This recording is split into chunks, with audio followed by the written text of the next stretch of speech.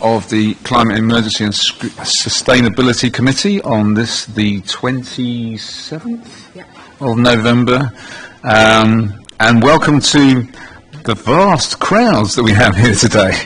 We're not normally blessed with such a high attendance, so welcome to you all.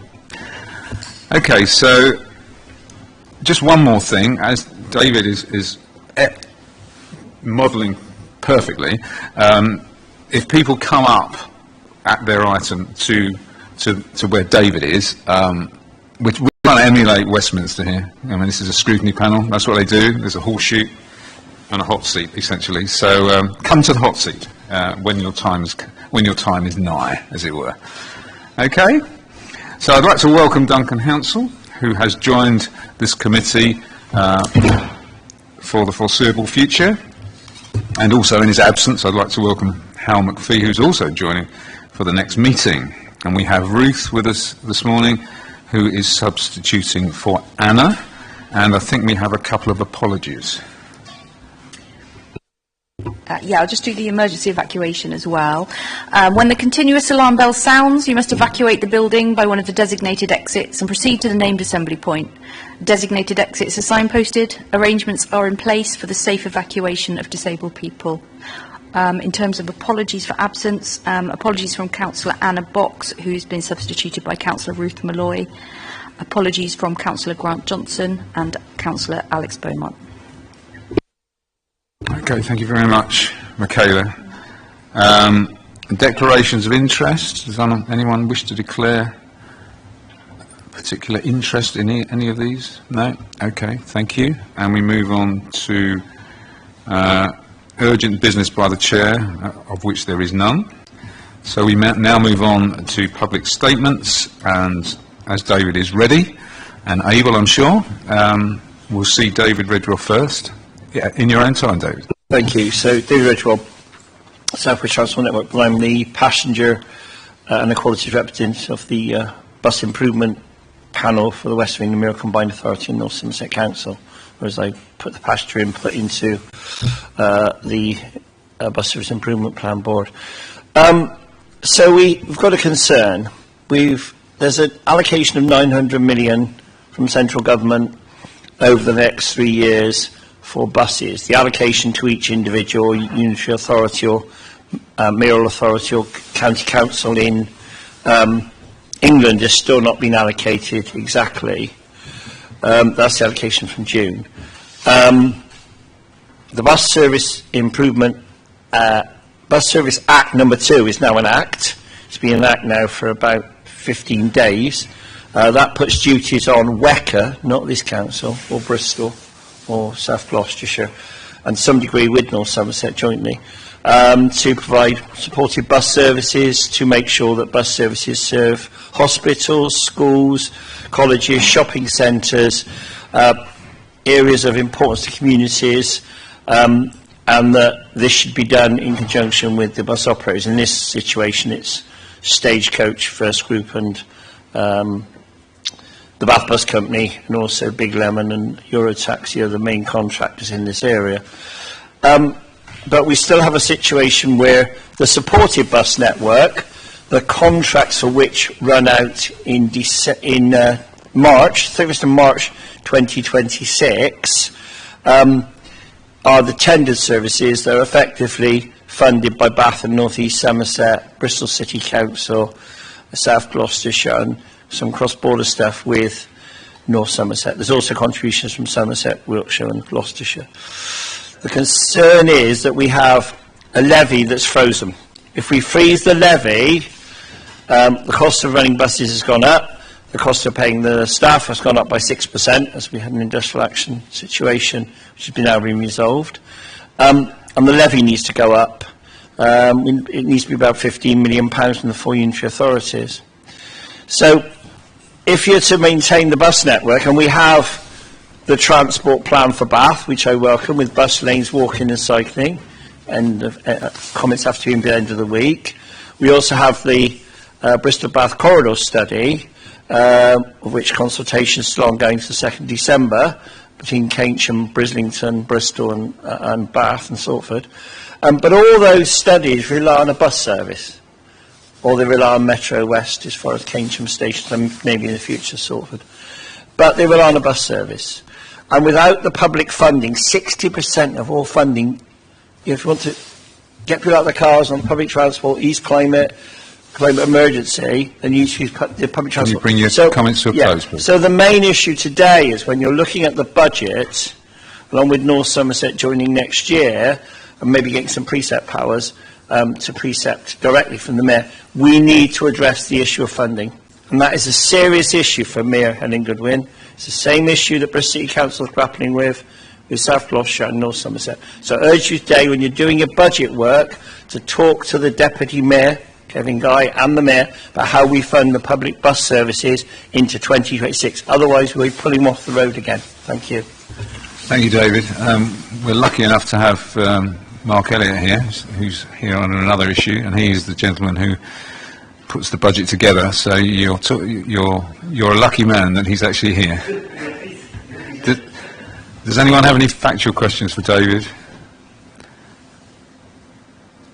Okay, thank you, David. Right, we move on to Tim Wallace, who's going to talk to us regarding Locksbrook Road. Excuse me.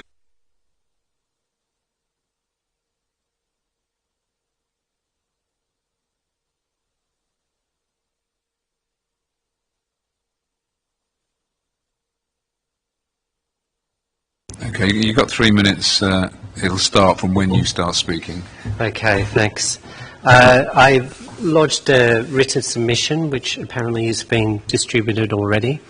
I was part of the Residents' Action Group that was opposing the Locksbrook tip. I've made the note that the covering report noted that there had been no judicial review. I would just make I've made the point that the Planning Committee's remit is much narrower than here. It's a very narrow legal role it has, whereas you've got a broader, more qualitative role. And the information, to summarise the gist of my submission, there are too many gaps in information for this panel to be comfortable or convinced about the quality and the adherence of the Locksbrook tip in terms of council's plans and policies. And as a great example of this, in terms of judicial review and the planning process, the safety of the centre is irrelevant. Council made this clear to me several times when I raised it. It's an afterthought, not an afterthought, but it's something that comes after the planning process has been gone through. But there is no evidence, at least not published, as to the safety of a raised gantry system where you have to go upstairs compared to the system in place in Keynsham and in Midland Road currently. But if you do a Google search like I did, I've said in the submission that there are 3 deaths that you can find. There's actually 4. The 4th was a car accident, a car ran into someone in a recycling centre, so that was the 4th. That's irrelevant to whatever system it is. But the other 3 are people who have fallen off the stairs at a gantry, on the steps walking up or down from a gantry. So it would seem that it is an inherently more dangerous system and model, but there has been no analysis, at least published, and I would have thought that that was relevant to this committee and to its scrutiny of it, whether council, in effectively going cheap, containing the search for an alternate site to Midland Road to only its own properties, and setting upon Locksbrook Road, finding that it's not large enough, they have to contain it. The only way they contain it is to go into a raised gantry model. So it's compromise after compromise, with the result that the capacity of the centre is much reduced, so the services to Bath residents are reduced, both in terms of tonnage and the range of materials that can be taken there. And then on top of that, lives are being put at risk whether it's serious accident, minor accident, or potentially death. Okay, your 3 minutes is up now. Seriously. Seriously. Right. Do you have any does anyone have any factual questions? Duncan. Thank you. Are you aware that this is not a regulatory body, and the planning application that you referred to was discussed at length at the planning committee and a decision reached, and that judicial review is about the process, and that there was no issue with the process? You just mentioned health and safety, so my question is, another question is, are you aware that health and safety was discussed at the planning committee? Well, I was at the planning committee, and I don't recall it being discussed at all. I addressed the planning committee. The advice I was given by council, and we met with Samantha Mason, the planning officer, who said that it is an issue that doesn't go to the decision on whether the application met the planning guidelines. It was an implementation issue for council to resolve later. So the inherent level of danger of the model being proposed wasn't a consideration for the committee. And there may have been one of the councillors who mentioned it. It could have been the Labor councillor, because she is a woman with a disability, and she might have raised her concerns about it. But it was not something that was debated or addressed. Okay. Any other factual questions? Yes, thank you. Sorry, you talked about deaths and accidents, but this is at Midland Road now, isn't it? Yeah. So there's no evidence of accidents because the new site's not even been built yet? Well, as I understand it, the raised gantry model is in existence in many spots around the country.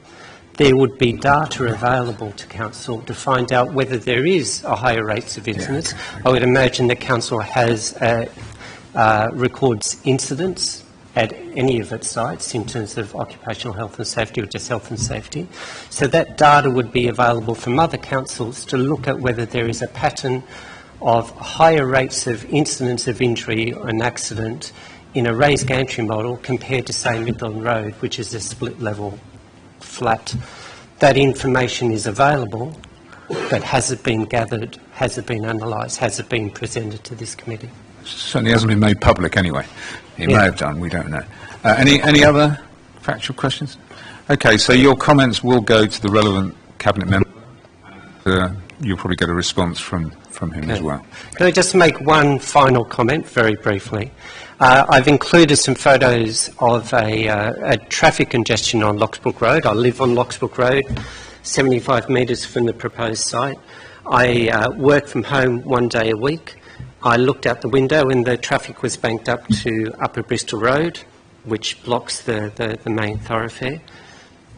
This is not an unusual occurrence.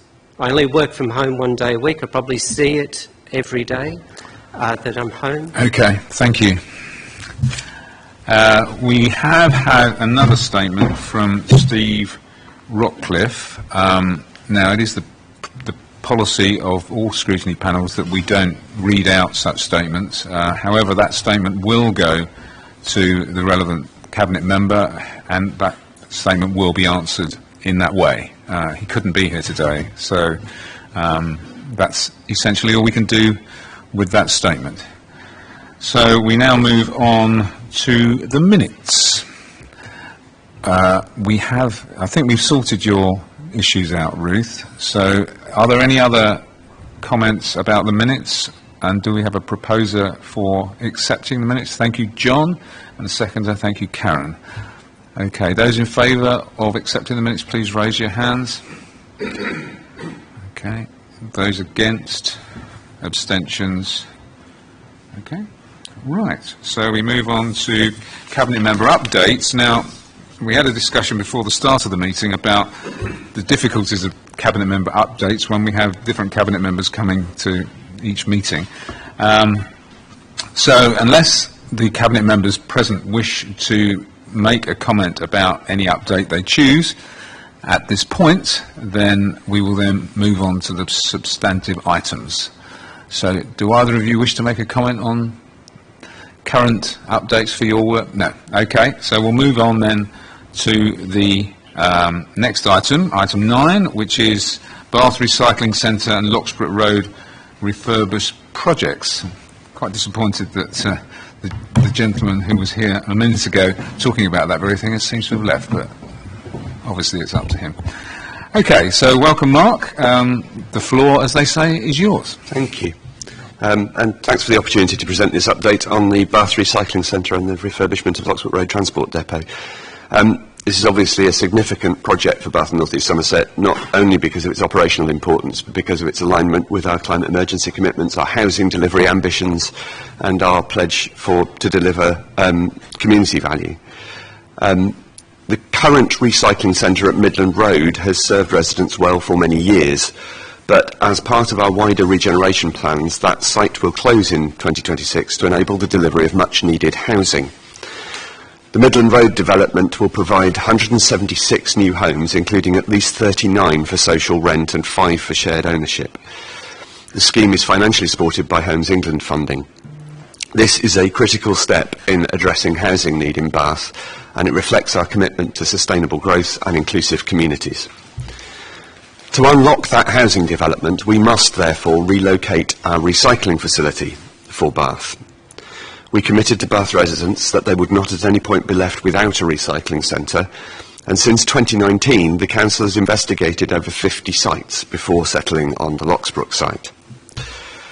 The site currently houses the cleansing services team, who will move to a transport depot just up the road alongside SEND passenger transport at the transport depot, which will be refurbished as part of this project. This co-location will reduce travel distances, improve our fleet management, and create a more resilient operational base. I want to be clear, though, that this is more than just a relocation of the recycling centre. It is a marked improvement of the recycling centre. It ensures continuity of service for the residents, it improves operational efficiency, and it embeds sustainability. Planning permission for the new recycling centre was granted in April 2025 following extensive consultation and statutory assessments. Demolition and land remediation at Midland Road are scheduled to begin very shortly on part of the site while maintaining the existing recycling centre. The new recycling centre and depot refurbishment are on track for completion by September in 2026, September of next year. The proximity of the new cleansing depot, less than 50 metres from the current site, minimises disruption to the services and staff. Units 1 and 2 at Locksbrook Road will be refurbished to modern standards, providing improved facilities for our workforce and ensuring compliance with health and safety requirements. But this project is not just about the building work. It's about delivering on our climate emergency declaration and embedding sustainability into our infrastructure. Key sustainability measures include energy efficiency. We're installing air source heat pumps for heating and hot water at the new cleansing depot. Renewable energy, there's potential provision for solar panels. We're in discussion as to the suitability of the roof to generate clean electricity. We'll be putting in some EV charging infrastructure. There's 4 EV charging points being installed to future-proof the site for the transition of our fleet to electric vehicles. Waste reduction. A site waste management plan will ensure segregation of recycling and recycling of construction waste, minimising landfill impact. Site access by active travel. Unlike the Midland Road site, the site will be fully accessible on foot or by bike from both the Locksbrook Road site and the Bristol Bath Railway path on the south side, and there will be cycle stand provision at the new site. There will be greening, there's replacement tree planting. We are obviously undertaking flood risk management measures to ensure resilience of the site. There's a 70% biodiversity net gain listed for the site, and there's replacement tree planting to maintain the urban greenery. These measures demonstrate our commitment to reducing emissions, improving energy efficiency, supporting the transition to low carbon economy, and protecting and enhancing nature and the environment. We recognise that major projects can have local impacts, and we are committed to delivering community value alongside the physical infrastructure, and that includes some parking management. We're consulting at the moment with residents on the expansion of residents parking zone, the RPZ, to mitigate any potential parking displacement that might be caused by the new facility. And we have ongoing dialogue with residents and businesses. All statutory consultees have reported and planning conditions have been agreed to safeguard environmental and heritage assets, including archaeological monitoring to protect bus history and historic character. I've already mentioned the flood risk management and operational statements to manage traffic flow and minimise noise. Traffic queue monitoring will be implemented for 4 months after the opening to ensure that the booking system and the site layout function effectively, reducing congestion and maintaining safety. It should be considerably less congested as a space than the current Midland Road facility, and I should note, given the public speaker, he mentioned his Googling of incidents at sites around the country, one of which was a road traffic death, and I'm afraid I cannot agree with his statement that this is going to be a more dangerous site. Not that the existing site is dangerous, but it's a tricky site and it's congested, and this will be a better site from a health and safety point of view. Additional staff resources have been allocated to manage the new site and booking system.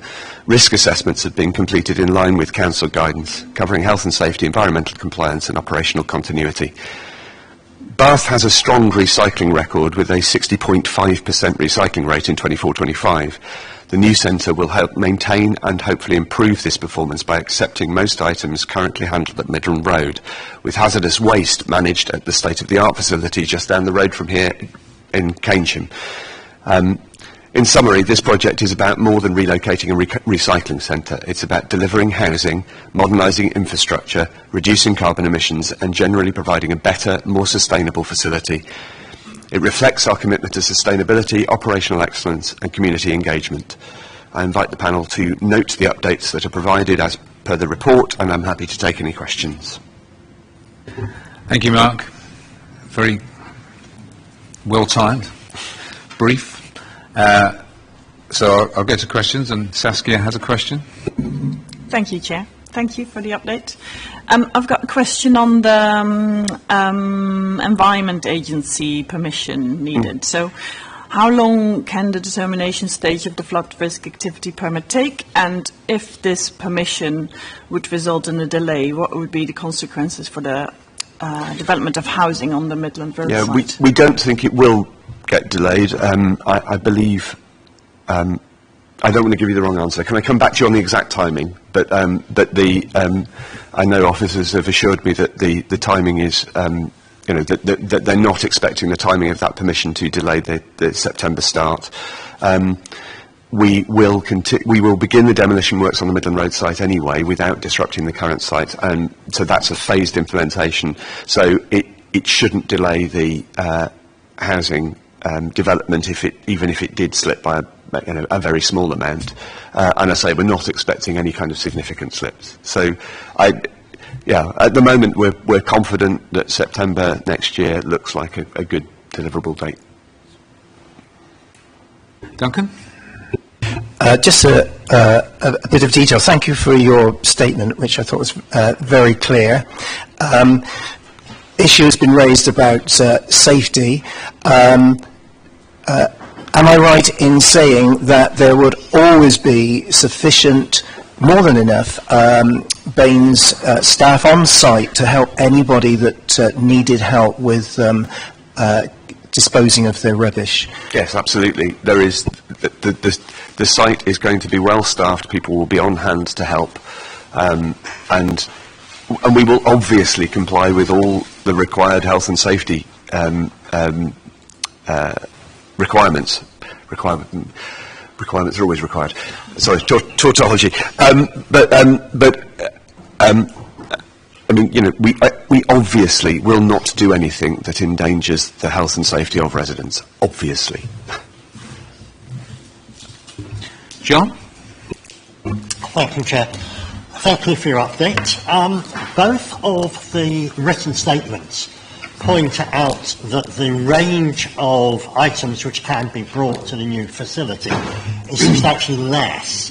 One of the quotes that it's gone from 31 categories down to 9. Can you confirm that that's accurate? And if so, how many of the categories that will not be handled by the new site are hazardous in some way, such that they wouldn't actually be able to be handled by Midland Road if it were to meet the current statutory requirements? Yeah, thank you. Yes, I think it's slightly disingenuous of people to suggest that there's a 70% reduction in the items that can be brought to the site, because it really does matter what those items are and how much we handle them. Some of them, I'm just looking at some numbers in front of me. I mean, some of it is things like gas bottles, which is a very, very, very small number of items. The main thing that's not going to be handled at the new site, the main amount of the tonnage of the things that's not going to be handled at the new site is rubble and soil. And then there are the hazardous items, the hazardous weight items, and things like car batteries and tyres. And as regulations change, it is likely that the Midland Road site will become more and more unsuitable for handling those kinds of things anyway. So,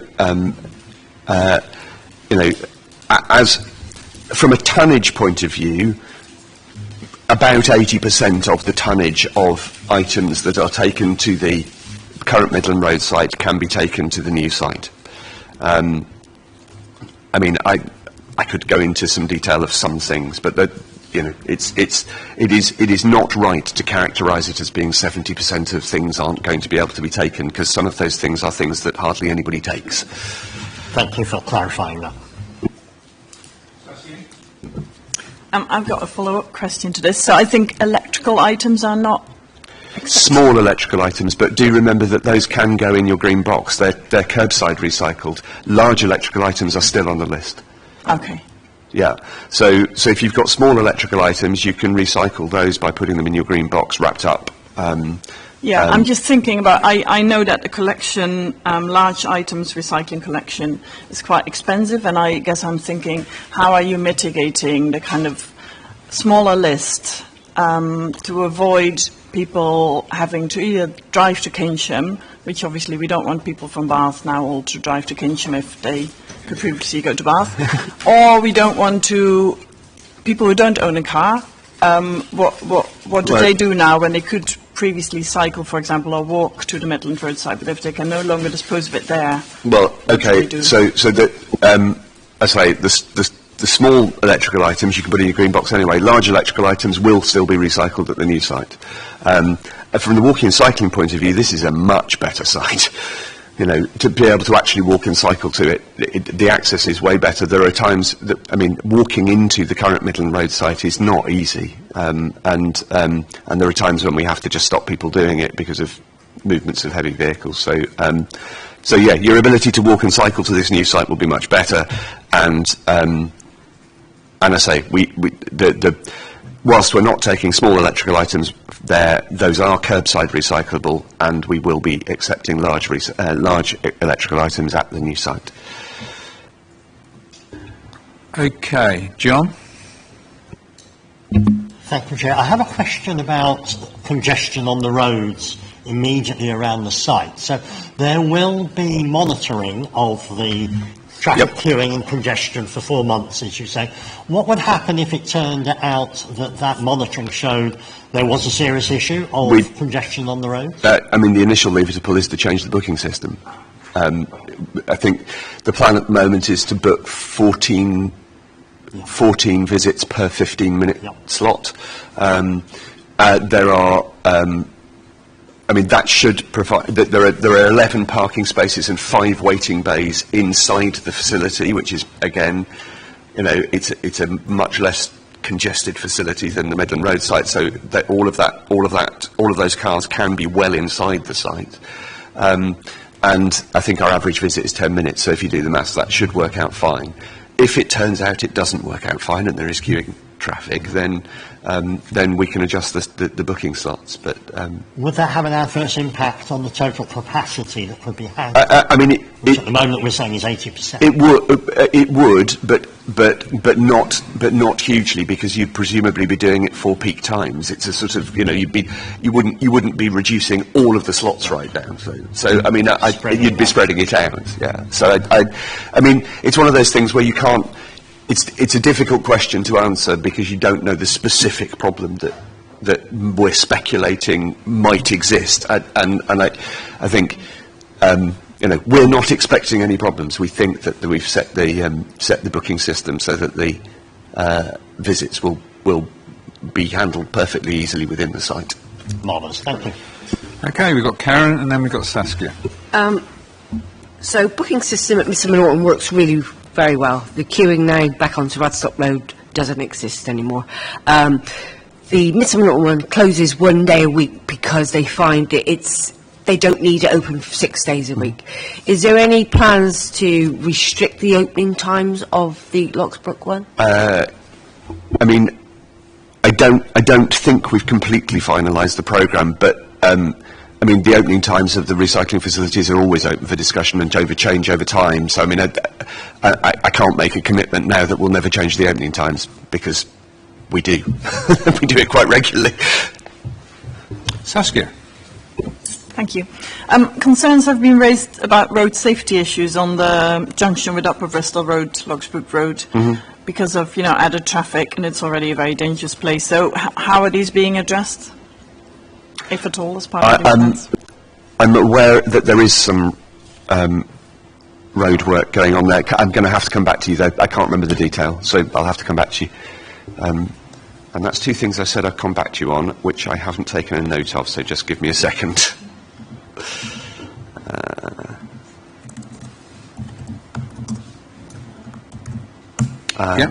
Sorry, what was the first thing I said I would come back to you on, Saskia? Environment Agency report. Environment Agency. Yeah, thank you.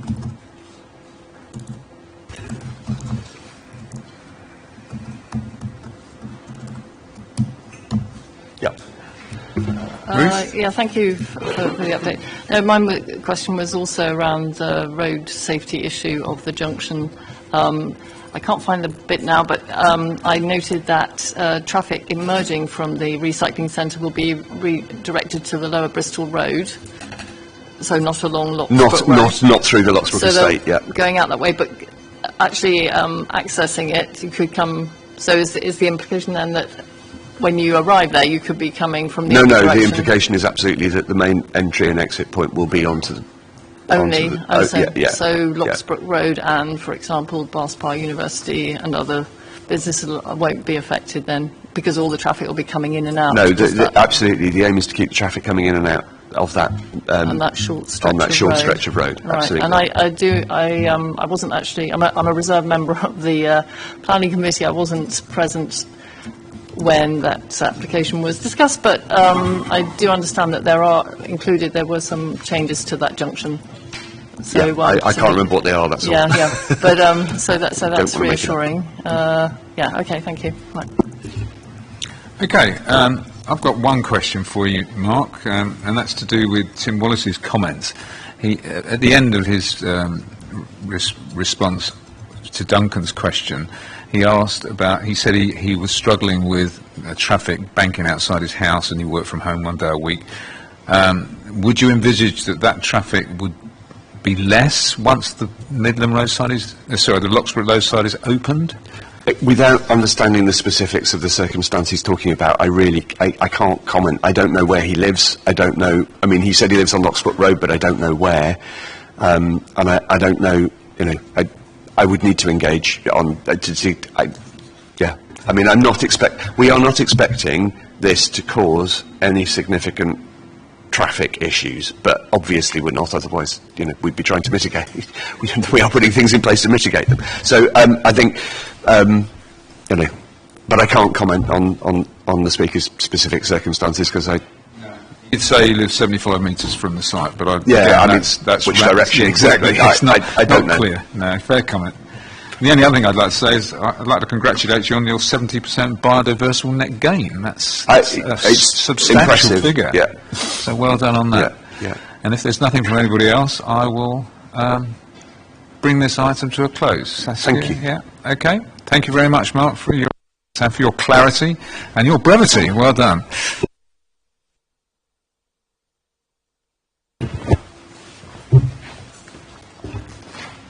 Lucy, are you ready to go? Because because we have Ollie, we could swap you over. Okay, fine. Come and join the.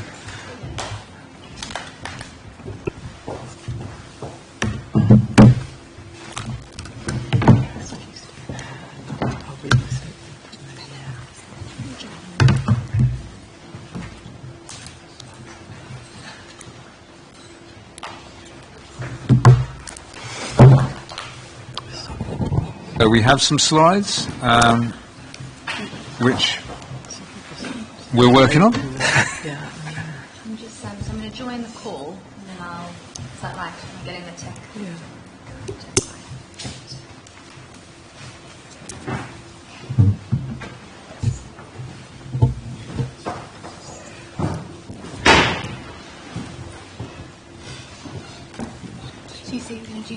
Yeah, I will. Yeah. So yeah.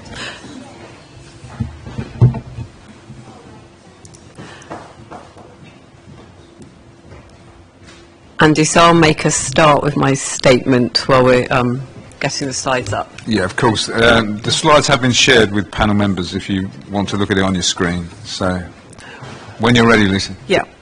So thank you, Chair and panel, for inviting us. For inviting us to attend an up. Sorry, I'll just wait. I think it's because That's all muted.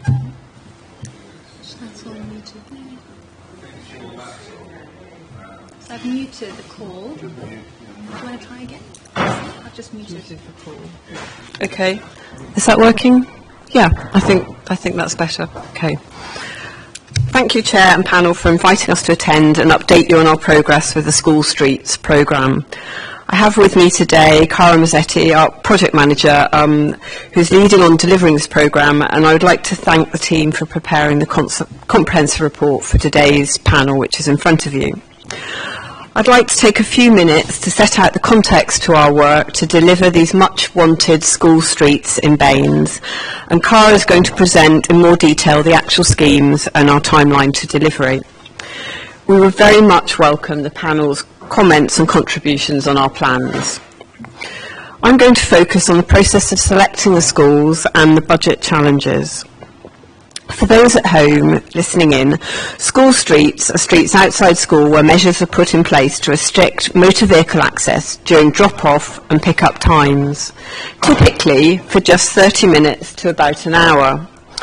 This brings many benefits, primarily making it easier and safer for children to walk to school and cycle to school, reducing pollution at the school gates and creating a calmer environment for the start of the school day. We are also conscious that these improvements should not unduly impact the day-to-day activities of our local communities, and the schemes include a number of exemptions, including residents living within the street, blue badge holders, and children with education, health and care plans. The schemes may apply to part of a street, an entire street, or several streets near a school, and Carl will tell you more about how this works for the schools we are taking forward in the first tranche. I would like to emphasise that these 4 schools in the first tranche have been driven by requests from the schools themselves, with the solutions decided by the schools together with parents and the local community. I'm aware that the Climate Emergency and Sustainable PDS panels made valuable contributions to our approach to the School Streets programme when they debated the subject back in early 2024. Whilst a small number of schools have been actively in contact with the Council requesting a school street, additional steps were taken to ensure that all schools within Baines were given an equal chance to have a scheme. To this end, in June 2024, an expression of interest survey was sent to all schools in the district. 18 schools responded, and a short list of schools to receive further development work was identified. This process is set out in detail in Single Member Decision E3588. Key considerations were the technical challenges of delivering effective infrastructure in those locations, engagement of the school with the Council's Mode Shift STARS programme, and availability of members of the school community to manage the barriers. You will note that I'm talking about a first tranche. We would very much like to develop many more school streets. I recently learned that Southwark Council has just completed more than 20. The reason we are only able to progress 4 school streets at this time, which is a source of frustration, is through lack of funding. We haven't to date received any large sums of funding from WACO or the Department for Transport for these initiatives. I'd like to provide a little more detail here because it provides the context for what we are able to deliver in your potential questions. The funding streams are set out in detail in the report.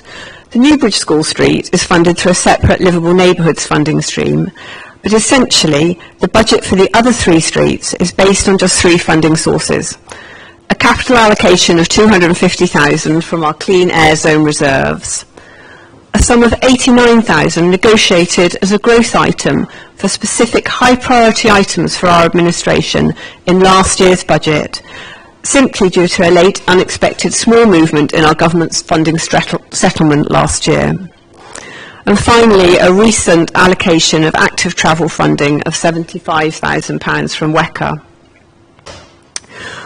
Although the highways infrastructure to put in a school street may seem to be fairly simple and low cost, such as a barrier, signage and road markings, there are many steps to the delivery process. Design work, technical and safety assurance for designs, engagement events with our communities, leaflets, website information, the legal process of the traffic regulation order, and finally construction.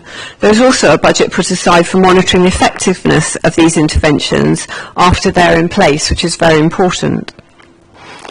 To sum up, I would like to say, following engagements with schools and communities, the whole team are feeling very positive about the delivery of this programme, and we are doing so to a challenging time frame so we can improve the environment for our school children as soon as possible and move forward to the development work for our next tranche of delivery when in readiness for further tranches of funding that may become available. With these thoughts, I move on to our presentation on how the programme is progressing, which I'm sure you're keen to hear. Thank you, Lucy. I think we've got the technical issues sorted. Any questions, I assume we'll wait until the end of the presentation. So when you're ready, Cara. Thank you, Chair. I'm going to just give a bit of an update on how everything is progressing with the 4 school streets from a programme perspective. In the interest of time, I'm not going to repeat what Councillor Hodges has gone over in terms of what school streets are, and we'll just get straight to the detail around what's happening. So we've spoken about what school streets are and all their benefits, which range from benefits to people, to place and to planet. Moving on to what we're delivering over the next few months, we have 3 flagship schools which are being brought forward as part of the first phase of the School Streets programme, in addition to Newbridge School Street, which is being delivered under the Livable Neighbourhoods programme. The other 3 school streets include those for St Philip's Primary School, St Stephen's Primary School and Whitcomb Infants and Junior School, and you can see on the map where they are. So in terms of our delivery approach, as we've said previously, in order to be eligible for a school street, we ask that schools meet certain criteria. This relates to the feasibility of the road network outside of the school, and also that they are signed up to Mode Shift STARS, which is a National Sustainable Travel Accreditation. We are really focusing on a partnership model with the school, so it's really important that the school streets are being delivered by both the school and the council. In order to support that, we have a memorandum of understanding with our schools. The 3 schools that are coming forward are already really active in terms of what they're doing to support active journeys to school. They've already been trialling some measures in order to support journeys by walking, wheeling and cycling, and we think that that's really, really fantastic.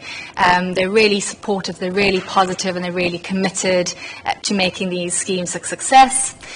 We are implementing these school streets through a traffic regulation order process, and that's to ensure that we're able to deliver much needed safety improvements and public health improvements outside of schools as quickly as possible. We are also going down the model of temporary barriers, similar to what you can see in the picture on screen, with a collapsible barrier which can be easily transported and stored, and signs. So this approach is relatively low cost. It's also consistent with how school streets are being delivered by other local authorities in the region, including Bristol and South Gloucestershire, and it means that we can have school streets up and running as quickly as possible to deliver the benefits as soon as possible. Traffic enforcement by cameras, so ANPR camera enforcement can be considered. As Lucy has said, we'll be working closely with the schools to monitor the effectiveness of the school streets. So with these school streets, there's a two-pronged approach. There's delivery in terms of what we're doing to the street layout, changes we're bringing to the road network in terms of the signage, but a really key part of the school street success is around the behaviour change side of things. So it's around supporting parents and carers to make the decision, if they can, to travel to school actively with their children, and we'll be working closely with the schools to understand how that's going as the school streets operate, and if changes need to be made, we can absolutely look at that further down the line with the schools.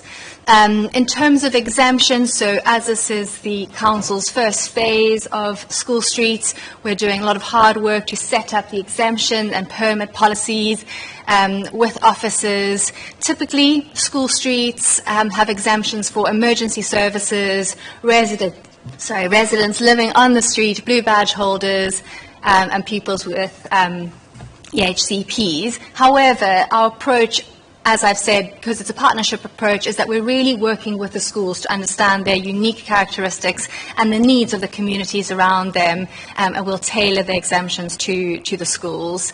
I've already spoken about monitoring. The schools are doing their own monitoring with hands-up surveys, so we can understand behaviour change before and after to assess the effectiveness of these programs. So I've got two last slides, just giving you a bit of an overview of what we've achieved to date and what's next. So you've got a little snip on the side of the screen of our School Streets website, and I'd really encourage everyone to go and look at it. There's lots of information there about the programme and how we're progressing. So we have onboarded the schools. We've given them a School Streets guide and a memorandum of understanding. We've met with them on site with designers, and we're co-designing the School Streets extents and operating times with them. We've completed equality impact assessments and risk assessments, which we're updating as the project progresses. A single member decision and press release has been issued. We have prepared a communications plan to support these projects going forward and to make sure that schools are equipped with the information and materials that they need to communicate the plans, and also to make sure that not only the school community but also residents and businesses around these schools are fully informed of the programme. We've got our website, as I mentioned, and we have initiated detailed designs which will be used as part of the traffic regulation order consultation. So let's look at next steps. In December, which is just around the corner, we are doing our early engagement with residents, school communities and statutory consultees. We're looking to progress to traffic regulation order consultations in January, supported by community events. In February, our team will be analysing the consultation data, preparing reports, and that will support decision making in terms of implementation. In March, we'll be looking to, pending the outcome of the consultation, support stewards with training, provide them with risk assessments and method statements, supply schools with barriers, and that's also when people will be able to start applying for permits if they are qualifying for permits. And then from April and the Easter holidays, we'll be looking to install the signs to make sure that there's as little disruption as possible, and we'll also be supporting the launch of the school streets. And that's it from me. Thank you. So am I right in thinking that you hope to go live, as it were, at the end of the Easter holidays? That's the plan. So in the current, just about in the right time. Okay, thank you for that. Any questions from anybody? Oh, lots of questions. John, and then Karen, and then Saskia. Thank you, Chair. Thank you for the update. I think school streets are wonderful. I cannot imagine there is a school that doesn't want to do some things which would be beneficial to the health and safety of their children. How many schools were invited to show interest? How many actually showed interest? And do we understand why those that weren't interested weren't interested? Yeah, thank you, John. So I can answer that question. So in there was a report published as part of a single-member decision that I alluded to in my report, E3588, and that so systematically all schools were written to, and this report outlines the outcome of that process. Actually, only 18 schools responded. I mean, the schools are busy. Not all schools, they realise that it's going to be technically difficult, and they don't have the resources actually to take something on at this particular time. But we had 18 responses, and often there was a variety of reasons why each one didn't feel ready to proceed at that time, and that is set out in the report. I won't go through them one by one, but they were typically that the road network was challenging, and at this stage there is a limited budget. I know it sounds like quite a high budget, but actually for doing big highways, restructuring of roads, it would not be enough. So in most instances it was a combination of the school not feeling ready at that stage, because the school does have to be invested in having staff and pupil and parents ready to man barriers and be active in the process. So actually the number that were ready to start was really the number that we're proceeding with. So if for some of them their concern was they weren't ready for one reason or another, can we assume that as we look to implement further tranches, some of those that weren't interested first time would become interested? Yeah, so that's exactly our work programme. So we're focusing on getting some delivery in and we've decided to focus our time, and then because we actually don't have more construction time this year, and then the rest of the year will be completely focused on building our pipeline. And we also have our rural cabinet project lead is already doing some kind of behind the scenes work with more of the rural communities to get them ready for that next piece of work that the officers will be taking on. Can I ask, how many of those 18 were based in Bath and how many were in North East Surrey? Is that easy? Can you do that? Yeah, so I've got the report in front of the. So I will just have to top them up completely. So 1, 2, 3, 4, 5, 6, 7, 8, 9. So 9 out of the 18 were responses from schools outside of Bath. Yeah. That's bang on, isn't it? Yeah. With the population. Yeah. Next is Karen, and then, unless your point is directly, okay. It's also, while you've got your data there, I was interested to know of the schools, are they all primary schools, or did you also write to the secondary schools? And in which case, were any of those 18 secondary schools? Actually, so this work was carried out by John Legg, who's no longer in post. Actually, he left in about a year ago, and I'm new to this portfolio, so I'm not sure whether it was both secondary and senior schools that were approached. The table doesn't actually give the title of the schools. Yeah, can we get back to you on that point? Of course you can. That's absolutely fine. So it's Karen and then Saskia. Thank you. Just very quickly, Whitcomb Primary School in previous years was awarded for the many pupils that walked and cycled to school, but obviously that's changed over the years. Obviously, that's why there's a need for a school streets scheme. My question is, in the exemptions, have you considered carers, grandparents that live outside of Bath that come in to pick up their pupils to take them to schools, such as Whitcomb? You know, where are they going to park? They don't have the facility to walk, cycle. Has that been considered?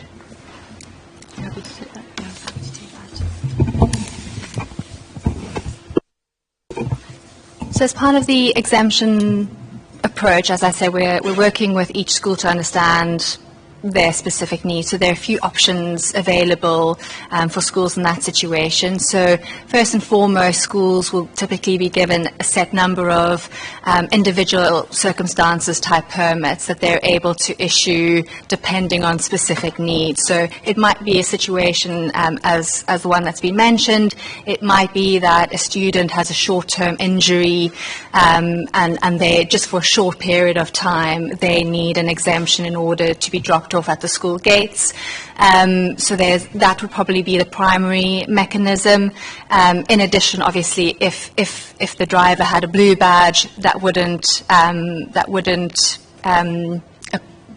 be an issue because they could then just use the blue badge. So what we've got is a combination of exemptions for anyone with a blue badge and then an appreciation that there might be some individual circumstances that are temporary or long-term, and the schools will have a set number of permits that they can use to their discretion. So could that person make an interested school to say that they won't be considered for an exemption?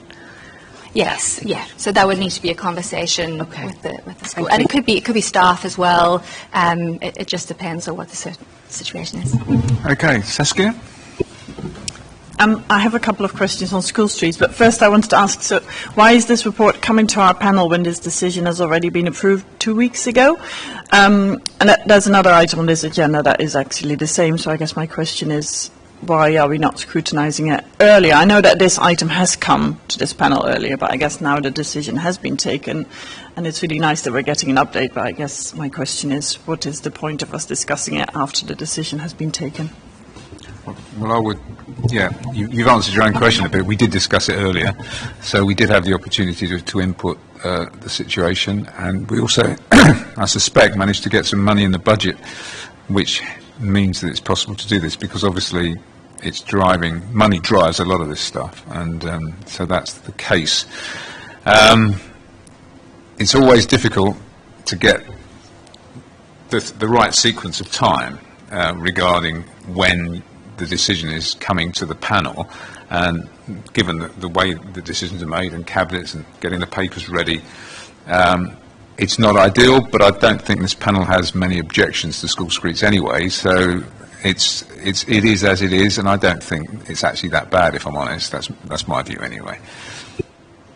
Thank you. Shall I then go into my substantive? Unless Would like to say something on that issue?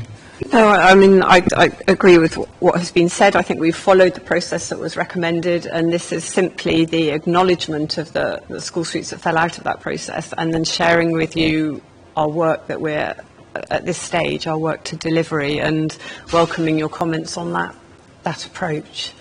Yeah. Thank you. So yeah, my question is on the kind of the procedure of the school street. So they are reliant on school staff and volunteers, and this is managed by schools according to the report, and as you already mentioned, they are under-resourced.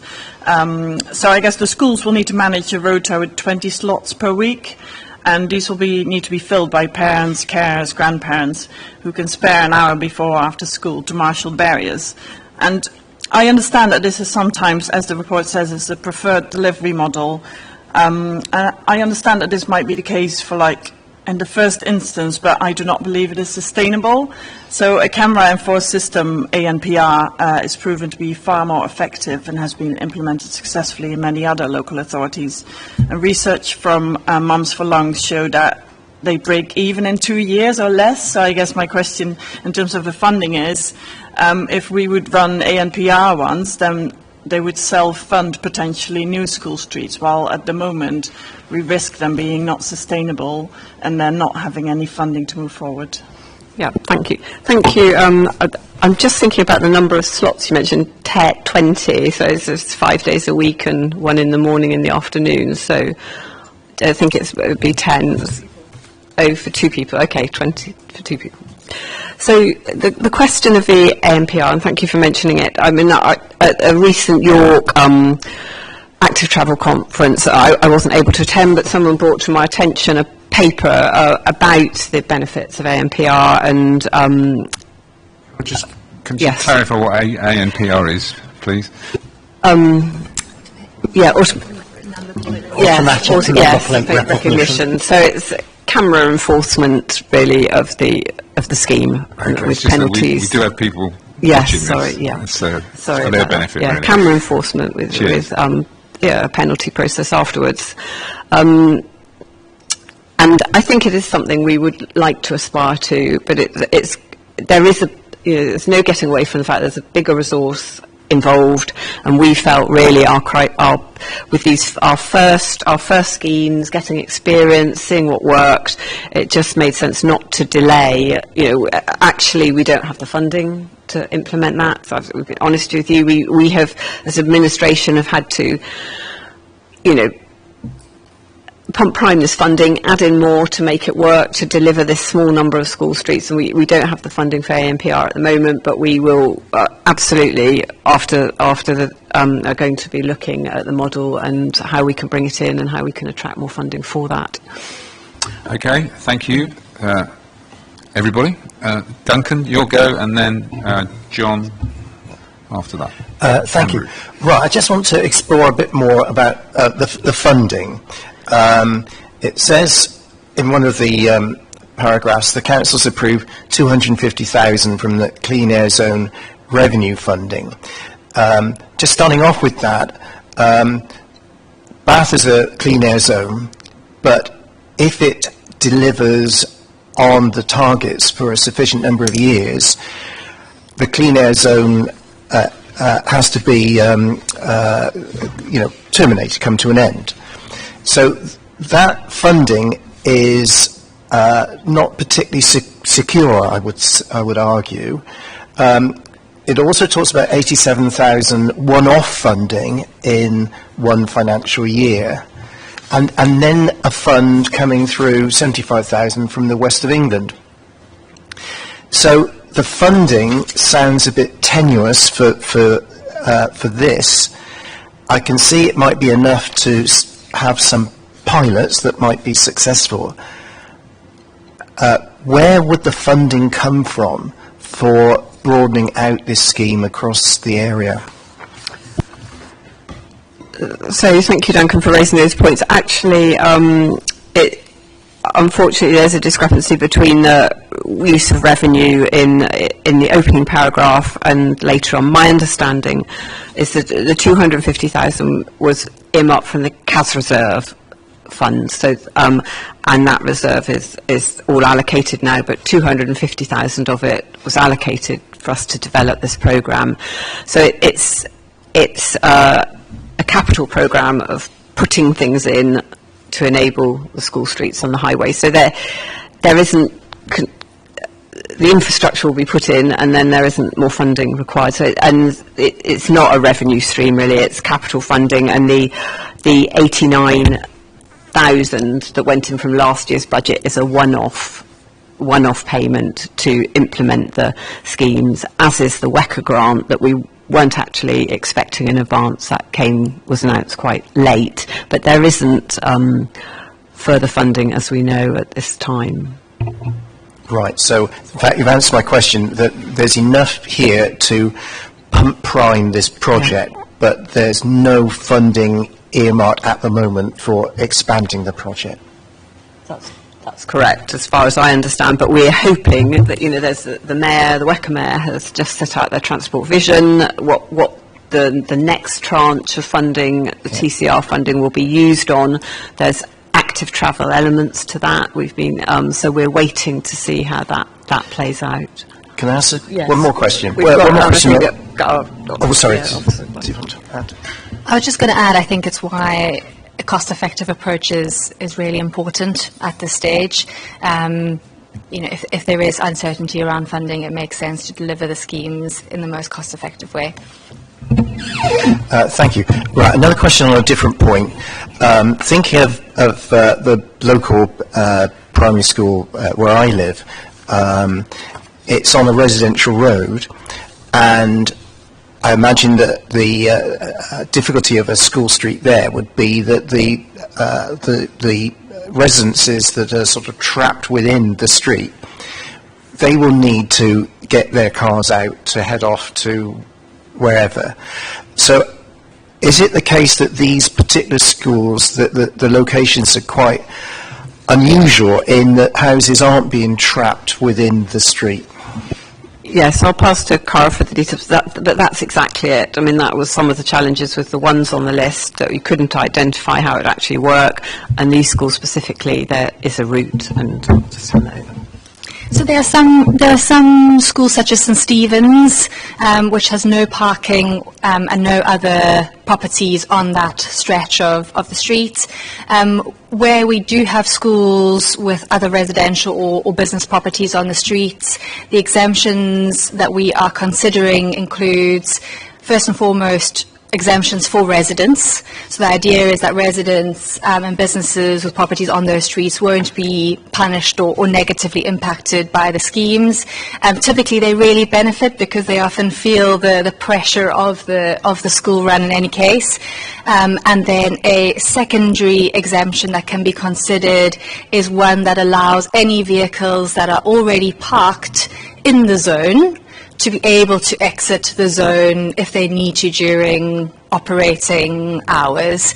But really it's about taking it on a case-by-case basis, but exemptions and designs are being considered so that no one is trapped in the zone and not able to leave. Okay, thank you. It's John next and then Ruth. Thank you, Chair. Another question on funding. I know it's simplistic, but if we add up the numbers you give, divide by 3 for the number of school streets being delivered, they'll come out to about 140,000 per. Now, I assume a substantial chunk of that money is in development and set-up costs, so reusable for future school streets. So I'm assuming, if I'm correct, that future streets will cost substantially less per street than the numbers here for the initial ones. Is that right? I'm sorry, until I see the breakdown of how we've spent the money afterwards and reflected on that, we couldn't really guarantee that. And also, as we're thinking of, we're thinking of a more camera enforcement method, we may even be looking for more funding per street. So, but we will look very closely at how we spent the money and what that means going forward. Yeah, thank you. I was just wondering about how the marshalling, as it were, of the school streets would work in practice if it's if there are no cameras. So obviously, if an emergency vehicle comes along, like an ambulance, that's very clear that they're allowed through. And if someone has a blue badge sign in their car, but if it's residents, or in the case of the pupils who need to be transported, perhaps in their case they would also have something to put in the front of the car so that the marshals would see it. But with the residents, is the idea to issue all the residents on the street with a notice that they stick in their car, so that they're not challenged? Yes, is the short answer. So the model that we are exploring at the moment is a system of paper permits that can be displayed in an easy way and easily recognisable. I have another question, which is about the sort of knock-on effect of parents and carers not being able to park so near the school. They're obviously going to, ideally you want people to with primary school age children to walk with their children to school, but it's often the case nowadays, isn't it, that parents are dropping their children off and then going on to work somewhere else, and then that's the rationale for taking the car. So if they can't park right near the school, then they'll park further away. So presumably in each case you are looking at the much bigger area surrounding the school, because I'm thinking, you know, possibly you could introduce some restricted time parking. I think that has happened in the case of WASPs in the past at the bottom of Dean Hill Lane. So that might work, but if you've got a residence parking zone, then that won't help anybody who's trying to drop off a child.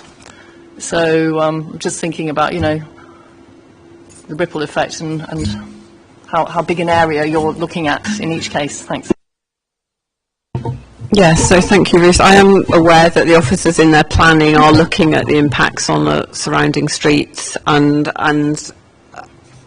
you know, there are challenges, obviously, but I think what you suggested in terms of whether we can bring in some restricted bays or review some of the parking restrictions in that location is a possibility that we can take through the area TRO process. But you know, I think overall the communities are feeling positive about this because it's bringing less cars into the area. But yes, I take your point, and we are looking at those potential areas where we could pick up some extra parking. Okay, Saskia. Yeah, I wanted to quickly go back to the funding. I'm sorry. So I just wanted to ask about, you know, the Livable Neighbourhood Programme was funded, well, is funded through the CRSTS, and there were originally 15 livable neighbourhoods planned, and I think there's currently, we're looking to deliver 8. And I guess I just want to point out that school streets could have been part of livable neighbourhoods. I mean, I know the Charmouth Road one is planned, like that was a later decision. But yeah, I guess I just want to make the point that multiple school streets could have been delivered as part of the Livable Neighbourhood Programme, which may have been a more effective way to spend the CRSTS money, because currently we're seeing potentially maximum 8 livable neighbourhoods being delivered. My question on the Charmouth Road one is, as I don't know if that sits in your portfolio, because I know it's a livable neighbourhood as well. So my question is, as far as I understand, it will be a 20 metres long school street, which is not very long, and I guess the wider livable neighbourhood will be a one-way system. So I guess my concerns are, and I've heard this from residents as well, that it might potentially invite actually parents and carers to drive to school, because it will actually be less chaos. It will just be quite easy to drive along, stop somewhere. So I guess my concern is, yes, lovely that there will be a school street, but will it be effective because it's so extremely short? And has it been considered to make the whole of Charmouth Road a school street?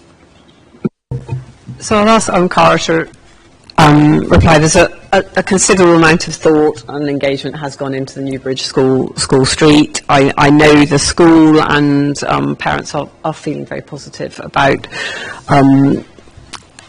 the end result of the process. In terms of the Livable Neighbourhoods funding that you mentioned at the beginning, unfortunately I can't comment on that because it's within a different portfolio. But I know a lot of thought has been given into the one-way street, which is more part of the livable neighbourhood, and I'll just pass over to Cara on that.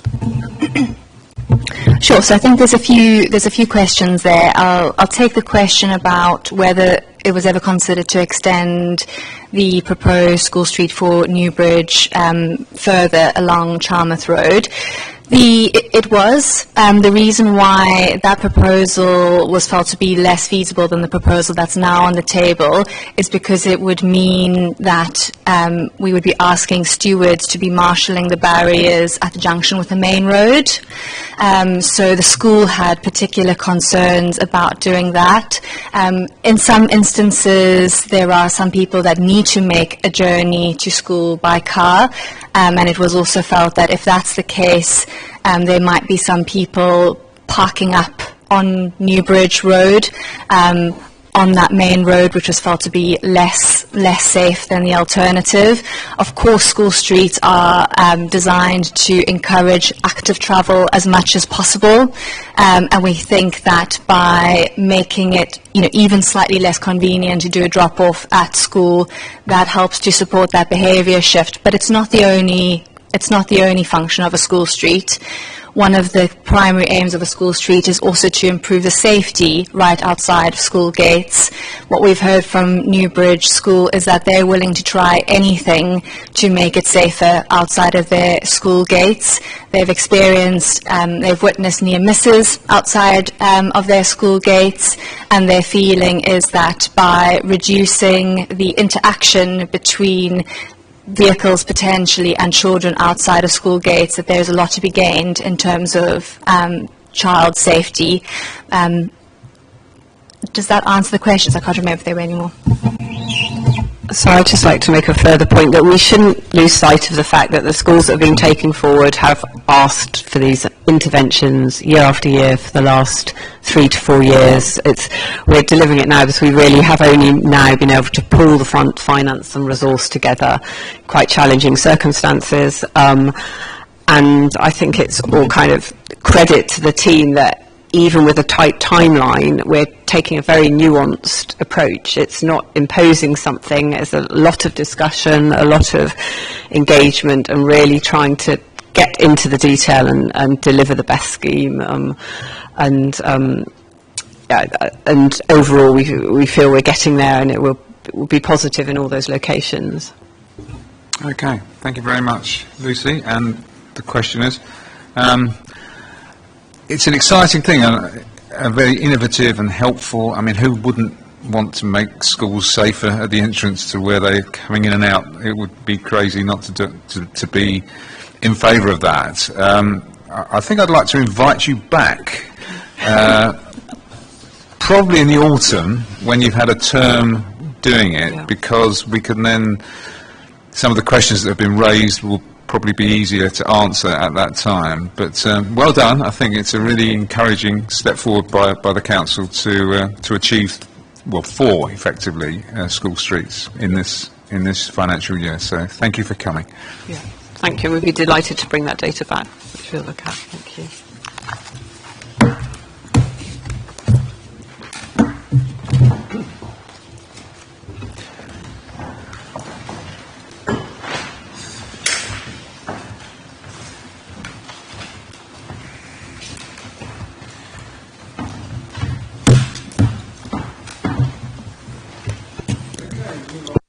Last substantive item, which is the Green Places for Baines plan, and I'd like to welcome Ollie and Mark and others to hear of the work that is going on in that area. I understand you have well, it's already there. Very impressive. We have a slide ready to go, so I'll pass it over to you, Ollie. Thank you very much, Chair. Great to be here. Thank you for the invitation. Just to set the scene, as you will be aware, Baines, I think we can be very proud of being a leading council on nature and climate within a leading region.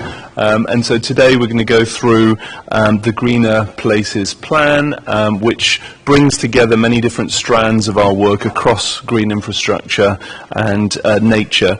I think it's also important to bear in mind before we go into the slides that this is very much a partnership way of working. The council cannot do this on its own. It's all about how we as a council work with key partners across the district and also with our West of England Combined Authority partnerships, and we really appreciate the support that's come from the West of England Combined Authority, and we hope that there will be more support in this area coming forward in the future. This area brings so many benefits, not only savings for public services, which we'll hear about, natural flood management, but also health benefits and equitable access to nature.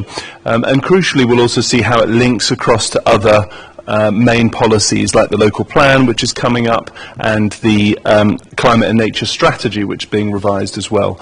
So just to bring us up to speed, I'd like to invite Mark Minkley, who is the head of the Green Infrastructure team, to go through what has been done over the recent years, and then I'll set out a few of the next steps after that. Thank you. So the paper was drafted by Sarah Jackson, who's our Greener Places manager, but unfortunately is off sick today. So I'll cover this. So I'm Mark Minkley, Strategic Manager for Climate and Environment. if you could do the next slide, please, Thomas. So I suppose as way of background, we produced our current or previous green infrastructure strategy way back in 2013, and it was the first drafted in the west of England, and at the time was seen as a groundbreaking piece of work, and it led to the regional partners, so Bristol, North Somerset, South Gloucestershire, and the combined authority all drafting green infrastructure strategies and have all unlocked significant investment in this area. And green infrastructure sort of is the integration of sort of looking at all of our green spaces, our sort of our parks, our public rights of way, our sort of river corridors and networks, and how we connect those together for the benefit of nature and for people. And worked very closely with our public health colleagues, leisure colleagues, parks colleagues, and, as Ollie mentioned, our external partners. If you can have the next slide, please.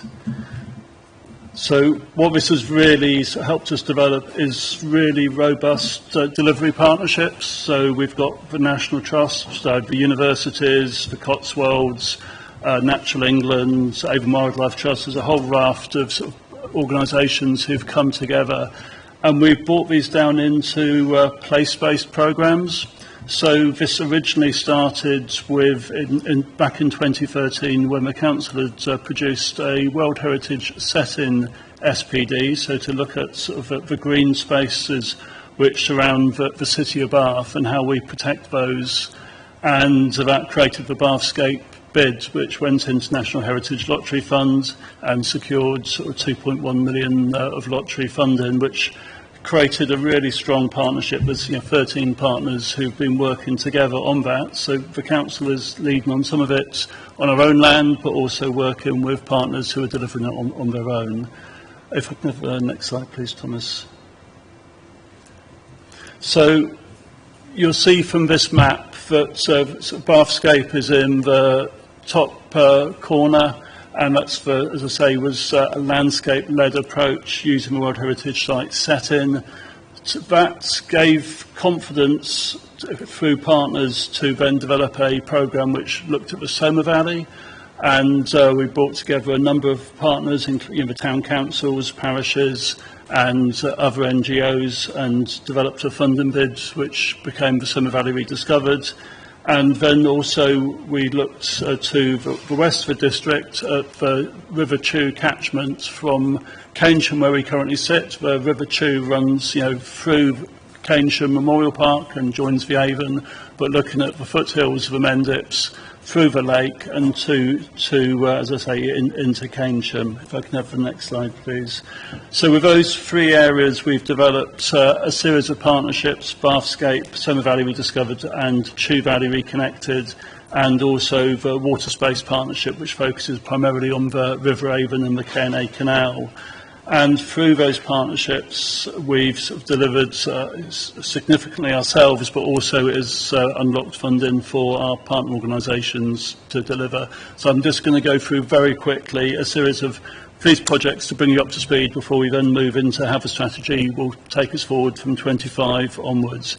So Bathscape, as I've mentioned, is a sort of a lottery-funded programme and has done work both in the setting of the city but also within the city itself, and has created a walking festival. There's tens of thousands of volunteer hours which have gone into delivering sort of projects across Bathscape. If I could have the next slide, please. So Somer Valley Rediscovered, as everyone will know, that Somer Valley is a former Somerset coalfields. There is a lot of requirement from the communities there for access to more green space. We managed to secure those green spaces through the planning process, securing Section 106 and working with the town and parish councils to buy initially Midsummer Norton Town Park, as it is now known, and Waterside Valley and other locations. And then we put in a funding bid to the combined authority, who secured nearly £1 million of investment to take those sites and bring them forward, and both in terms of improving biodiversity, improving connections for the community, and engagement with those communities, so they volunteered and had active involvement with it. Next slide, please, Thomas.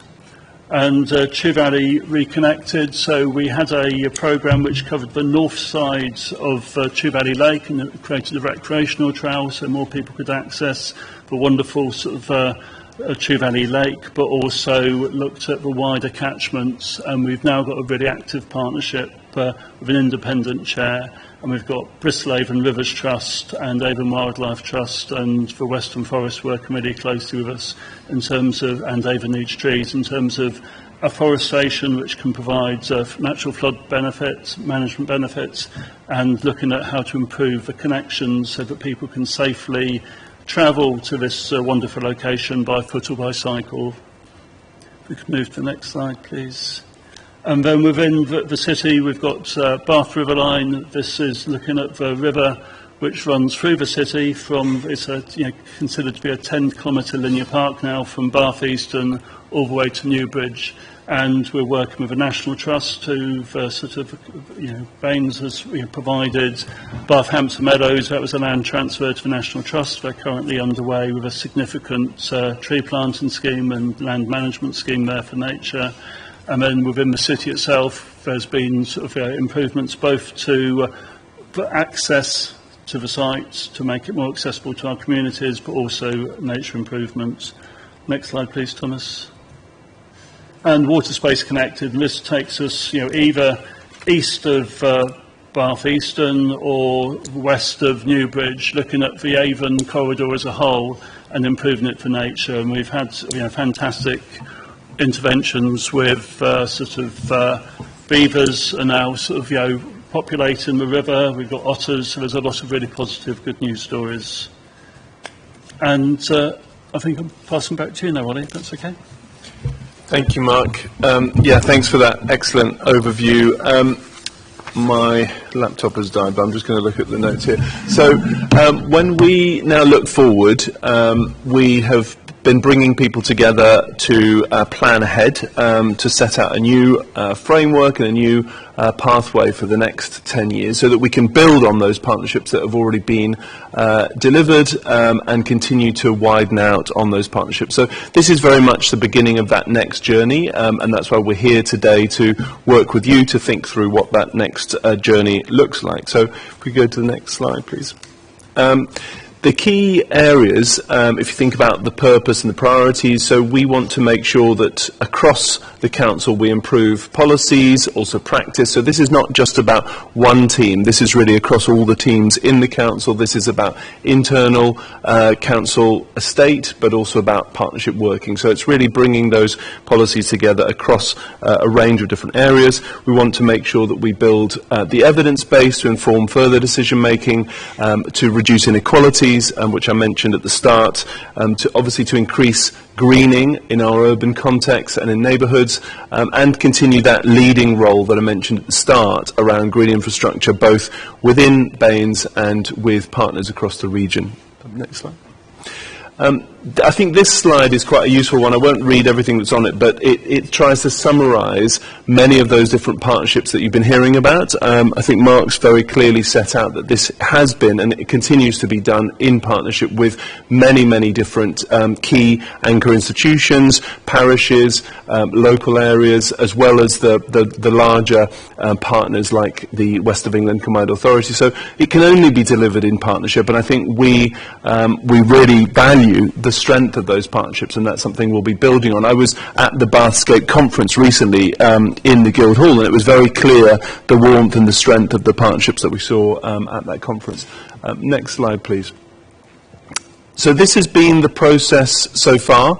There has been quite a bit of dialogue with many of those partners, including a number of key conferences and workshops, planning workshops. It's really important that in order to get to this point, we have worked with residents, we've worked with many of the local partners to understand what their priorities are going forward, how we can build on what's already been done, and how we can also then take this forward further.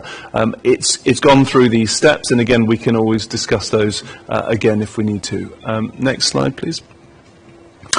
This sets out the overall vision. You will have seen this in the paper.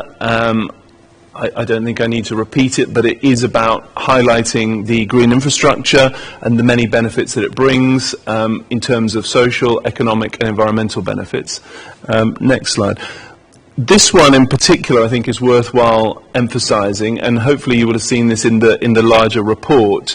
This tries to quantify the actual financial benefits for us as an authority, and I think it's really important to think about this, because when you look at the potential costs that have been identified around health, around biodiversity loss, around climate change, around inactive lifestyles, when you quantify all of that, you are talking about significant amount of money that would otherwise have to be used, whereas if we go down a green infrastructure approach, then actually you save a lot of that money. It's a way that we can reduce flood risks, we can identify climate adaptation, we can improve air quality, crucially we can also improve health, and those kind of health outcomes can then be, a saving to other services in the council and to NHS services. So this does have a direct financial benefit for the council, as well as, the well-being of residents. Next slide, please. So looking forward, and again we might discuss this more in the conversation, but we are looking now at what the next phase would be. Bathscape, Mark has very clearly articulated, has been a very, very strong project over a number of years. So now looking forward as a new landscape city programme, there are different ways of taking that forward, and I think we'd really welcome the inputs from the group today, from the panel.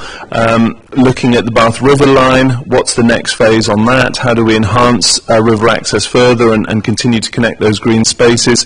The Summer Valley rediscovered, so how do we then continue to co-design the next steps on that? And again, if there are specific areas that the panel thinks could be further explored, now is the time to bring those up, because those plans are still very much being discussed.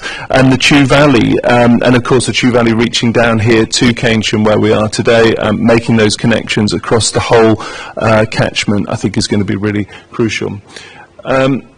A couple of other points that I think Mark and the team had highlighted, given we're here in Keynsham as well. Keynsham Memorial Park is one of the key areas that is potentially supported in the next phase, looking at where we could increase biodiversity, potentially looking at the river enabling fish passage. I understand that salmon do move through, and helping them to be able to travel through more easily, as well as celebrating the heritage of Keynsham Memorial Park. And then finally, the water space connected, and this potentially opens the opportunity for a new footbridge at Somerdale, which again would have a big benefit to residents here. So I think we have one last slide, do we? Yeah, the final slide is about the Western Forest.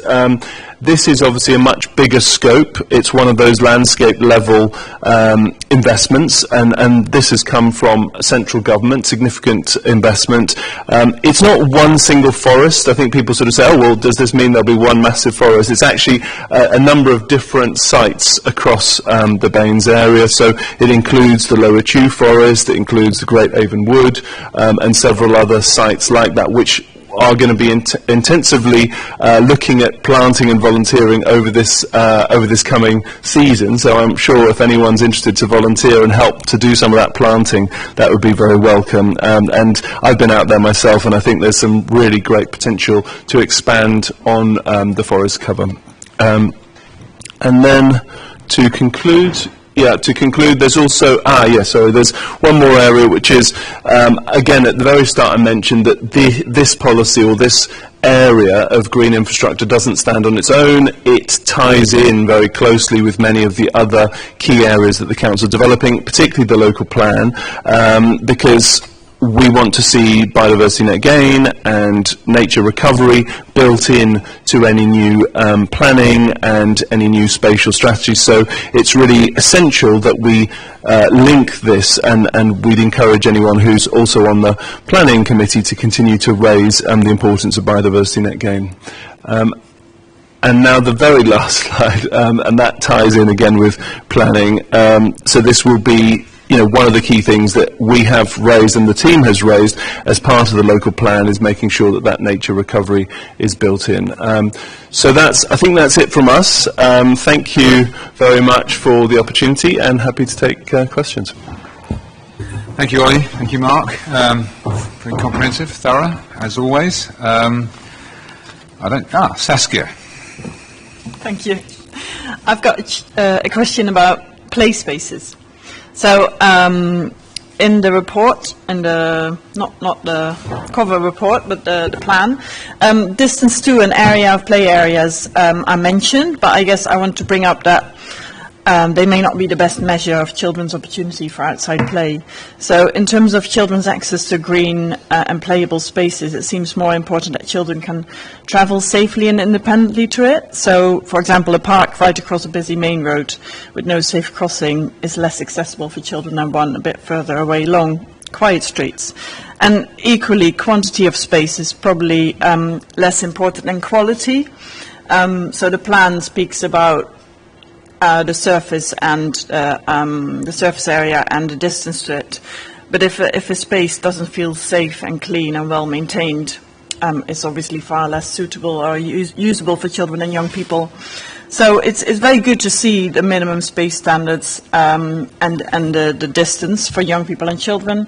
But I guess I just want to bring up the importance for access, easy access and quality of outdoor green spaces, especially because we have no longer play policy in place at Baines.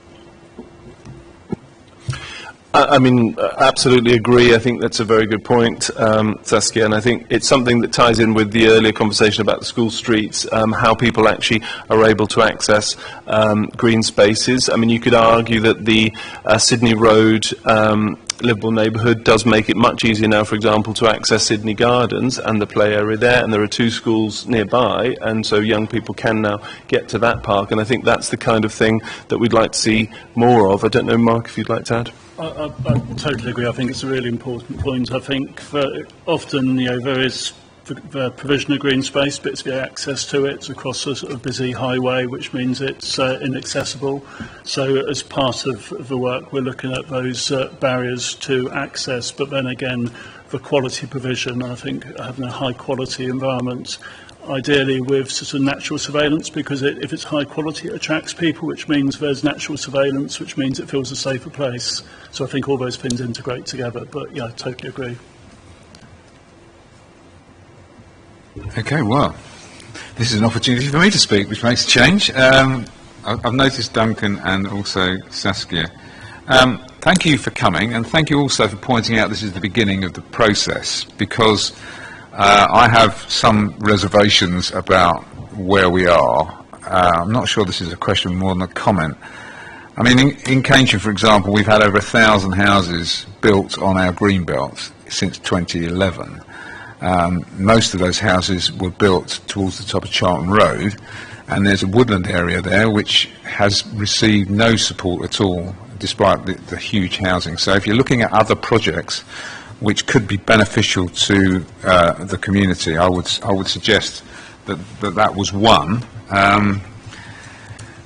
The other thing which I noted, when you put the map up of Baines, there were 3 sort of areas, but there was one white area in the middle, which included Keynsham and Salford and Peasdown and Farnborough and that sort of area. Are you looking to enhance those areas? I appreciate it's about funding, and I appreciate you've got to work with partnerships in that way.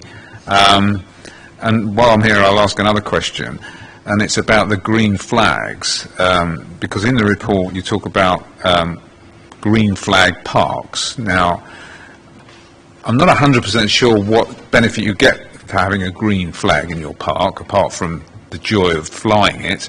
But I was surprised that there were no green flag parks in the rest of North East Somerset, particularly in Keynsham, which has a heritage park which has been there for hundreds of years. So they're my 2 issues, really. Thank you.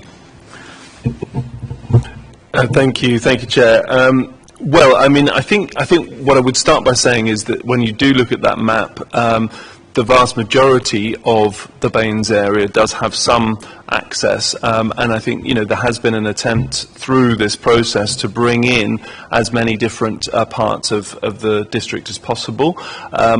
As far as Keynsham is concerned, there is the river corridor that we've talked about, the river line, and that does have a direct benefit to residents here. But of course, we can always do more, and I think, you know, there is definitely interest to look at other areas. And I think you're right to say, where there has been new housing, how do we make sure that we bring the green infrastructure around that housing so that those new residents do have access to quality green spaces? So I think that's definitely something we can take back. And on the parks, so that, as you know, sort of sits within a different team in the council, so that's a sort of internal parks department responsibility. There is, I can confirm, there's a new person in post whose role is community liaison within the parks department, and so we can make sure to put her in touch with the park here in Keynsham as well.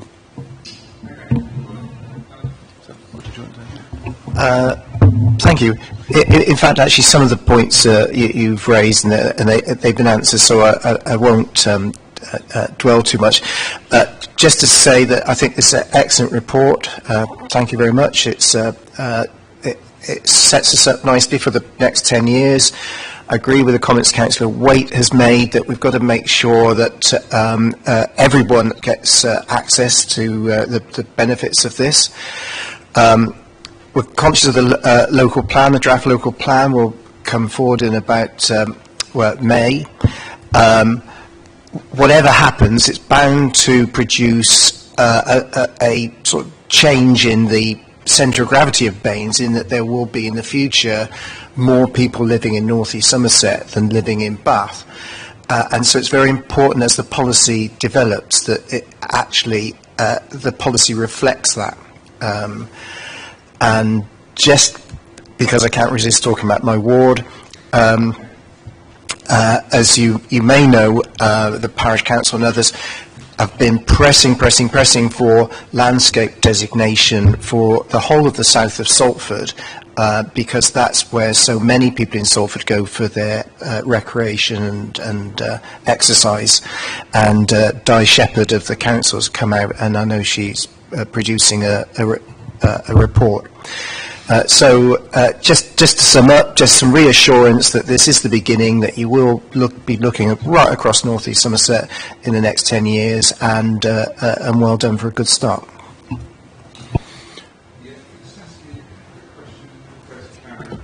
Thank you. Could I ask about food growing? Does the plan cover this? And yeah, I guess this is about growing healthy, regenerative food locally by local people. So access to green land, help that could also help to get disadvantaged communities growing their own food. So is that part of this plan? And could you tell us a bit more about that? Well, I mean, there is a link, but as you know, there is also a food strategy which is also being developed at the same time. So there's another conversation. In fact, there was a consultation hosted in this building not too long ago about the food strategy as well. So the two will match and will reinforce each other. But I think you're right, the complexity of supporting food growing is also something that we want to prioritise, and that will be taken forward in addition to this plan. But I don't know, Mark, if you want to... Yeah, no, I think community growing is really important, and where it can be built into sort of spaces, you know, whether that's a community orchards or whether that's other provision. But I think with the food strategy moving forward, there's an opportunity to integrate. You've spoken about new builds and green spaces, so and accessibility. So obviously, places like Peasdown, you know, we've got beautiful green fields around in our area. We want to see more accessibility to those areas. You know, are you working with landowners to make sure that public footpaths and parish councils are addressing this?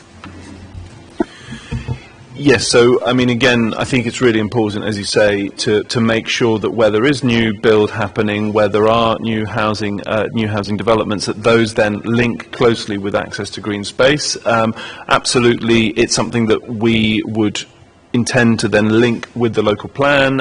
As Councillor Hounsell just mentioned, the local plan itself is where a lot of the identification of housing comes in, and we would be pushing for, when any potential identification of housing comes in, that then green space is also identified alongside that. So there is a read across, but that would ultimately come through the local plan, and we'll certainly be looking to push and to encourage that. And those green spaces then would link up with older established villages and other towns as well. Absolutely.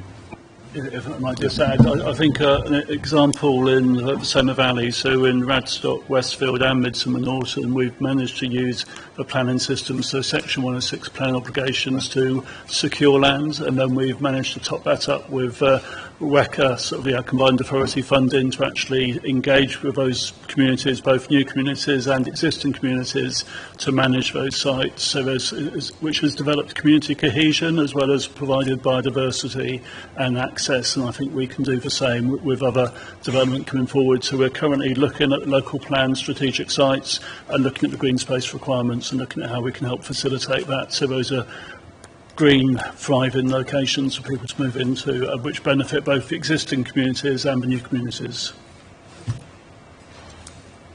Duncan. Thank you. It's obviously easier for the council to work with land that the council owns, or where the owners are, encouraged and happy to participate. But other than that, how do you deal with the problem of private ownership? Is it through, when there's opportunities like planning applications, you would seek to get the green spaces? But I guess it's very hard to have a strategy when it depends on private owners bringing forward applications. Well, yes, I mean, it's always getting that balance right and helping to encourage. I suppose by setting this plan, we're setting a kind of priority from the council, and also encouraging all of our partners, whether they are the National Trust, whether they're local landowners, whether they're the universities, that they themselves are also thinking about their own land use. So you're absolutely right. It's about creating the environment in which that becomes the norm, and that any new developers also think about nature as a key part of their plans. But I don't know if you want to add. Yes, and I think through planning, so through the local plan, there's some strong policies in there relating to green infrastructure, which means it's a requirement for the developer to secure that land, because otherwise their development would not be acceptable to go through development management. So I think it's holding the developer to account, who can then negotiate with private landowners to secure that land for that purpose. Yeah, without wishing to appear cynical, our record is not great going back 20 years, but I accept that planning policy has changed in recent times, so I hope that that actually is achievable and successfully managed. Are there any further questions? Because Ruth? Yeah, no, I think it's really exciting, but I wanted to ask you a bit more about Barscape and the future of Barscape, because is it going to sort of, so the people who are involved with that, Dan Merritt in particular, I'm thinking of, and Lucy Bartlett and the rest of the team, will they be able to carry on under a different name, as it were, as part of the Landscape City? Have I understood that correctly? Yes, so yeah. We're currently, so we secured investment from the combined authority to sort of extend our Bathscape programme and repackaged it as Landscape City, because previously we had Bathscape, which was the setting of the city. We had Bath River Line, which was a water-based programme which ran through the city, and trying to sort of wrap that all together within a programme. We're in the process of drafting a change request to the combined authority to secure that into 26-27, but we're also looking at a new bid, which it could be to the combined authority or could be back to the lottery, on looking at the city through a climate resilience lens. You know, the green spaces of a city provide some really great importance, and so looking at the green, blue and urban within a new bid, and the National Trust national team on climate adaptation are really keen to work with the council on taking that forward. just come back. So, yeah, that's really good to hear. And I was going to say, I'm sure you work with various teams across the council, but so you're also in constant touch, I hope, with the World Heritage officers for both of the World Heritage sites. So that's Adrian Nilsson and Tony Crouch. Yeah, and very much, and I suppose with that, and in terms of looking towards the future bids, sort of the council, sort of through the sort of European Spa Towns, has been sort of awarded onto a Preserving Legacies programme, which is a National Geographic programme, and looking at the learning which comes from that and how that can be integrated into a new bid to take Bathscape forwards. Okay, well, thank you very much. I also think great work done for saying what are the comprehensive and valuable plan we put together there. I did actually read it, and one thing I will say is it's actually. Thank you. I'm not known for my quiet. It is thorough, comprehensive, and easy to read, which is the most important thing. And the statistics that you put in there are very helpful and illuminate the sort of message that you're trying to get across in this authority. So, very much in favour, very supportive. Come back at some stage in the future, in the next 10 years, and we look forward to seeing progress right across the authority. So thank you for coming. Thank you very much, Andy. Yes, and of course we'll be very happy to come back. Yeah, thank you. Okay, we move on to what is probably the most important item, which is at the end of the this is the future work plan and what's going to come on to that plan. So I'm sure that you have a number of suggestions. I have one, and that is the clean air strategy, which I think would be helpful to come to this committee in May or March. We've got the draft air quality strategy. Excellent. So that's January, and you think that's achievable? Yeah, we've been working with officers. Yeah, it's the draft air quality strategy. Okay. Saskia? Looks like January might be extremely busy then, with 5 items. My question was on RPZ policies, so residence parking zones policies. There's currently Lambridge just had an informal public consultation, and a lot of people brought up the issue of the current options are 8 a.m. to 6 p.m. 7 days a week. And I guess my question would be, if the aim of an RPZ is to stop commuter parking, then why can we not look at a wider range of options? So my question is if an RPZ policy review could come to this panel.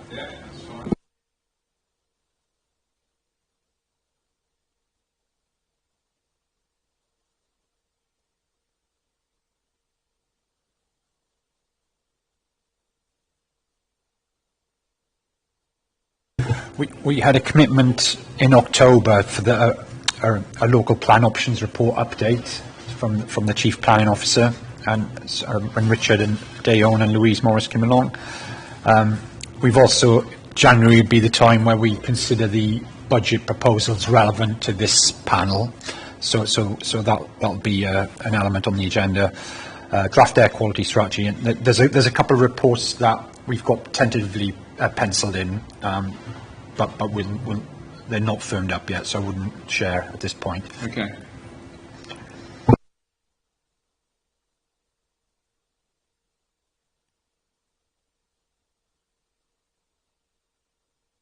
The best use of our time. Will they have anything to? I think you're right, because all we will hear is statistics about how many people responded and what great success it was. So the consultation exercise, I think, my own view, it would be more important that a draft local plan is brought to us in around May time. Yeah.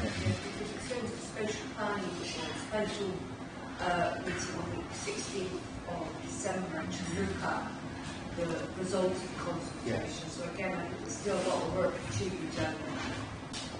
Yeah, we can move that. I think that will help. That will help Saskia's problem. Not that I'm suggesting you've got a problem, Saskia. You know what I mean. Anything from anybody else? Yep. Thinking, recently there was a Community Resilience Day held actually in Weston, but it was for everybody from the whole of the Bath and North East Somerset. So do you have, well, maybe I don't know if it's appropriate to ask for someone to come and speak yet about that, but some places have quite clear emergency plans, and other places don't. And we're all being encouraged now to if we don't already have one for our ward, to get together and create one. But I don't know, just to raise awareness really about the need for it, if that would be possible. Do you think that would be useful to ask? I think it's Dan. No. Well, he's the flood. Node, yeah, that's right.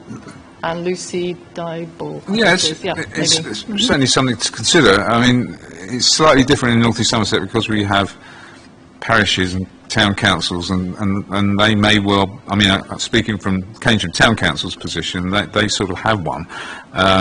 So I'm not sure, is the honest answer. So on that basis, I think it's a good idea to bring it forward for consideration, yeah.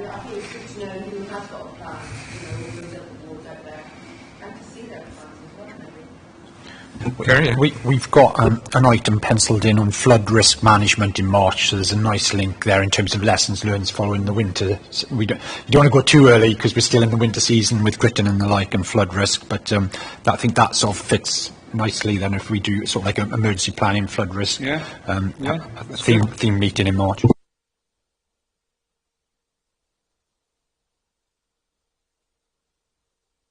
Also, our drainage systems and things like that. Yeah, the flood risk, that was raised last meeting.